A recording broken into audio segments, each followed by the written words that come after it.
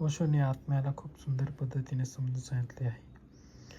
आत्म्याला कोणतीही इच्छा वासना नाही, सगळ्या वासना शरीराच्या आहेत.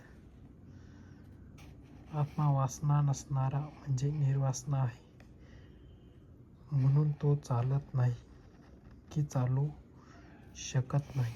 तुमचं शरीर चालतंय. जोवर जीवात जीव आहे तोवर हे भान सांभाळण्याचा प्रयत्न करा. हळूहळू तुम्हाला एक फार वेगळा आणि आल्हाददायक अनुभव येईल.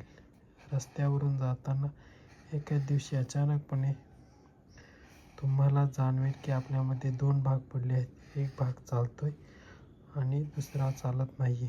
एक जेवतोय तर दुसरा जेवत नाही. उपनिषदात म्हटलं आहे, एका झाडावर दोन पक्षी आहेत. वरचा पक्षी शांत आहे, हलत डोलत नाही की कोठे येत नाही की जात नाही, फक्त शांत बसून आहे. खालचा पक्षी मोठा बेचैन आहे. या फांदीहून त्या फांदीवर उसळ्या मारतो. एकदा हे फळ तोडतो, मग ते फळ मोठी मोठी स्वप्न मारतो, खूप धावपळ करतो.